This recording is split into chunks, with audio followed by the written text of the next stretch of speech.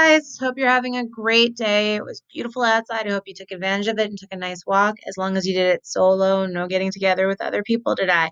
All right, so before you guys ask me a million questions about our fillable notebook part 3, I figured I would help you guys out by getting into it. So you guys know how to pull this up. You look up in your classwork, and this is the new assignment that I just posted about 10 minutes ago. All right, so what are we doing? We're writing one word that completes the missing blank highlighted in the chart. So if you guys look in each of these questions, which is each worth 2 points, there is a yellow section highlighted in that graphic organizer. You're going to have to fill out what it is. So the first one, acid precipitation is caused by the blank of materials from human activity. So you're going to have to put your answer, whatever word is missing from that blank right there, on the line here. The next one, including. Now over here, we're going to put the one that has 2 different gases that cause acid precipitation from the same source.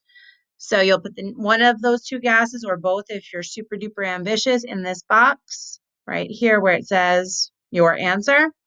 And then you're going to say where it comes from. So what makes those gases?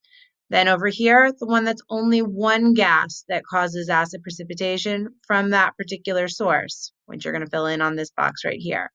Now, this part right here, I know you guys are going to get confused. So I'm giving you an example of what it would say. All right, so using the example they gave us, we have to write 3 other factors that affect weathering and when most weathering will occur for each factor.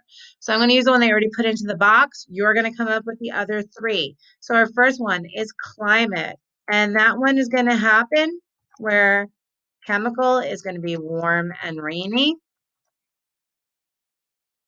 And physical would help if I could spell, is where it's going to be cool and dry. All right. That's all I have to put for climate. I'm not expecting you guys to write an essay. I just want you to say what the variable is and where the most weathering would happen from. So you're going to be talking about the textbook right here. So the first question with the graphic organizer is in this section of the textbook where it says effective acid precipitation and then rate of weathering. And we're going to talk about climate. We're going to talk about chemical weathering, physical weathering, rock type and composition. Gee, Miss Fisher's giving you so many answers right now.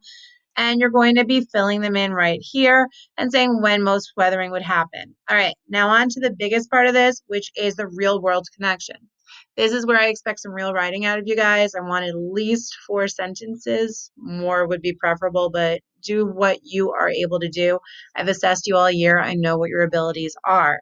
All right, so you've been asked to evaluate a design for a stone monument. The monument will be located in a city that has and notice I highlighted it here, warm, rainy climate.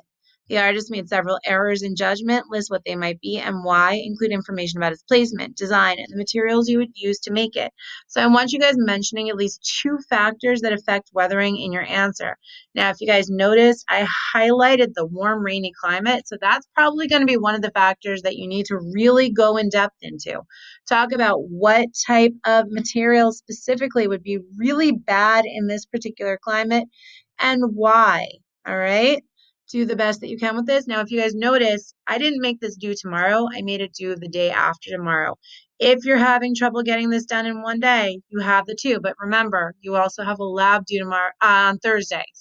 Sorry, my days are running together a little bit. You have a lab due on Thursday.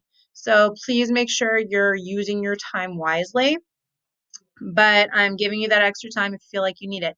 Now, because it's a Google form, you can't save your progress. If you're having difficulty, I would write the answers onto a piece of paper first and then input them.